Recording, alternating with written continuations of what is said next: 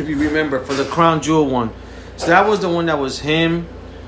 So it was him and Kane versus DX. So it was the Brothers of Destruction versus DX. Yeah. They were promoted as like, I think the last time you're gonna see these four guys in the ring. Shawn Michaels just came back from retirement for this match. I think that's the match. Triple H blew up his bicep. Mm-hmm. No, because they fought again. They did that tag match, and then Triple H and Undertaker fought again in Saudi Arabia. Oh, okay. That one was more of a wreck. That he was like, shit, this is the worst shit I ever done. But yeah, they had the Brothers of Destruction versus DX, and everybody was. I remember they were hyping this match up because I was like, oh shit, this is never seen before. Let's see these four guys. But yeah, four old dudes. You know what I'm saying? They're not in their prime, but it's just the characters that you know. You want them to do well. Watching the match, you see what the mistakes or whatever they were going through, the injuries. Mm-hmm. But then when they were showing on this documentary, slow motion and everything, you're like, holy shit, they really fucked up. And even they made fun of themselves when they went to the back.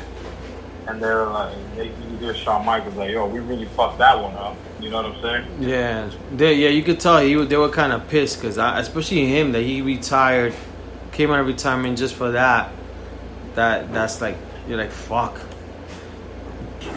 So that was episode 3, and then which we could, let's go there. So like, question for you. So Triple H and Shawn Michaels, along with Undertaker. There's been 4 matches involved. If I remember correctly, the Shawn Michaels 1 and then 2, and I think after that they did Triple H 2 times, right? So it was like 4 in a row. Am I right, or was there like someone in the middle after Shawn? There was Shawn Michaels. It might have been Shawn Michaels back to back. That I remember. Then I think he had retired after that.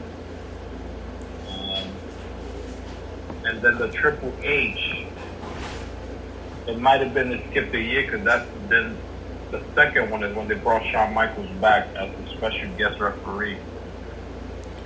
And they brought him out, and that was a great match too. And the best part of that was when they showed them all leaving the arena, mm-hmm. and they're all like helping each other out in the ramp. And Undertaker talked about that's the one picture he had hanging in the wall. Is them 3 looking up to the audience after the long match he had with Triple H. But yeah, it's like you said, those 4 matches he talked very highly. That he considered those one of his favorite matches that he's done. Compare with the Mankind match, like in Hell in the Cell and stuff like that. But the Shawn Michaels and Triple H matches, he said are like one of his best matches that he's had. They're definitely good matches. Definitely good matches. Yeah, so it's crazy. So which one out of the 4 is your favorite? I think it's the first Shawn Michaels match. But that's Mine's the first too. time you see them going at it. Like, that's one of the best matches I've ever seen. Shawn Michaels could have good show. Then Undertaker, for being the big man that he is, he was moving around like a freaking tiger. He belonged with what's this guy's name? Tiger King. Tiger King, yeah. Yeah, but I agree. That's my favorite match. Was the first one with. I mean, both of them were real good, but the first one was great. The second one was like it seemed like they were trying to outdo the second one, the first one. So they were doing like a lot more like finishes, like But it was good. Then the Triple H ones were good too. I remember the one with, like you said, with Shawn Michaels, the second one that was good. He was the ref. That one had that gave a better part to it. So let me read something off for you. I just saw now. WrestleMania opponents for Undertaker. Undertaker versus Jimmy Snuka. WrestleMania 7. That's when he started. That's when he started the whole streak. We go to next year. Undertaker versus Jake the Snake Roberts. And feel free to chime in, like if you remember some of these matches, because I kind of do and I don't. So that's 7. So then I think, I don't know how I got to 9. No, that was 8. And then I get to 9. Undertaker versus Giant Gonzalez. Oh man, that was a. You remember that? Yeah, because I remember Giant Gonzalez. That was like a kind of last one. Yeah. So if I remember correctly, it might have been a disqualification or something, but it was, it's not one of his best matches, but it was like this guy was way taller than him. But for some reason, I don't have WrestleMania 10, but I do got WrestleMania 11, which is him versus King Kong Bundy. So he went 4-0. I think he might have been hurt. Yeah, he might have been hurt. So Undertaker versus King Kong Bundy. Then WrestleMania 12, The Undertaker versus Diesel. Yeah, Kevin Nash. Kevin Nash. And then 13 versus Psycho Sid in a no DQ match. Did Psycho Sid die? No, he's still around. Okay. Then the next one, which was the next year, was 14, which I will have to probably go back and see this one. WrestleMania 14, Undertaker versus Kane. The first time. Oh man, that was the year that they were born at it. They even had I think that's the year they had the first time ever flames in the ring.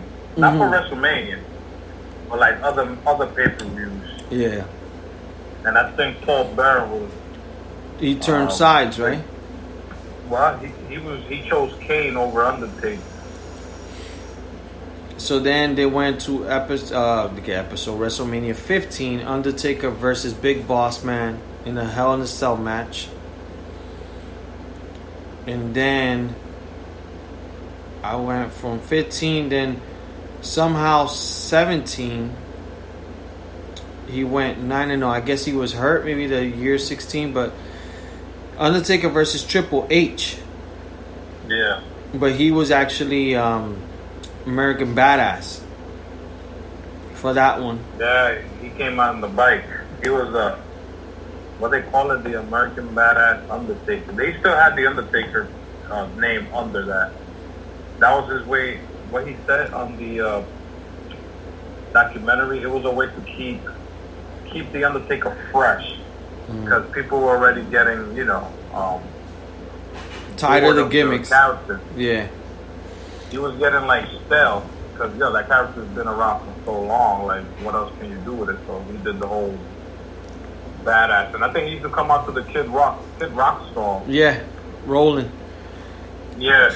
So and then it was WrestleMania 18 versus Ric Flair in a no DQ match.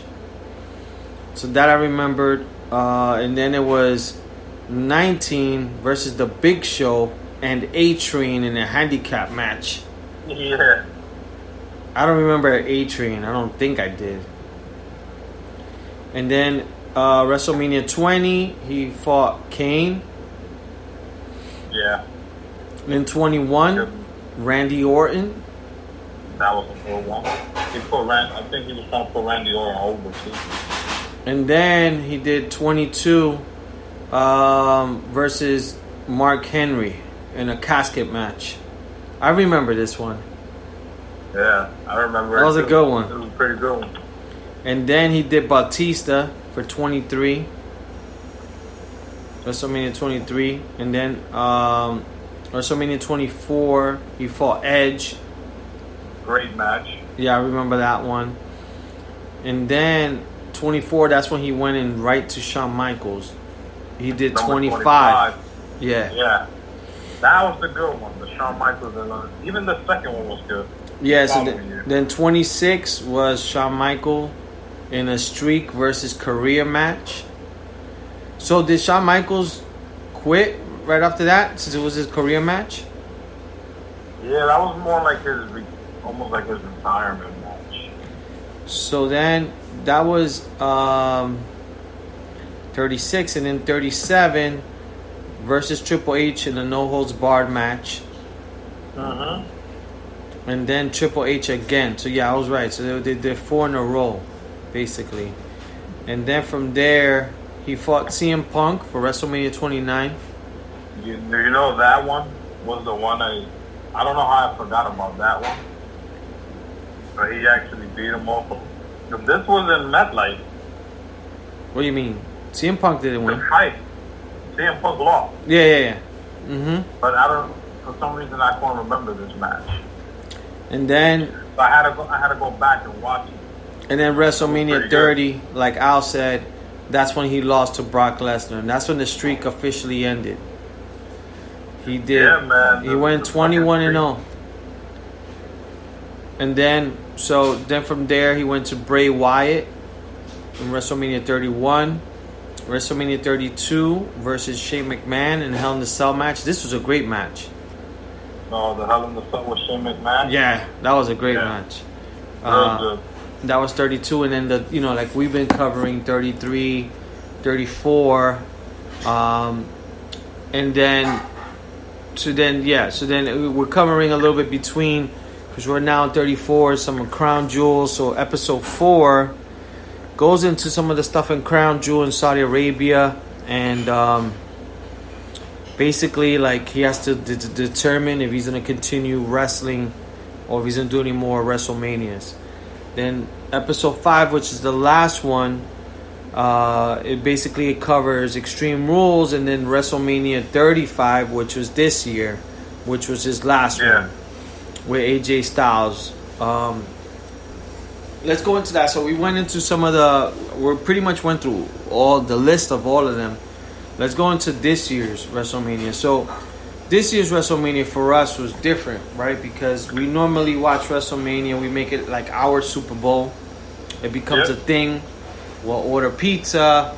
We'll either make food, like, whatever. Finger foods, beer. Al never goes to work the next day.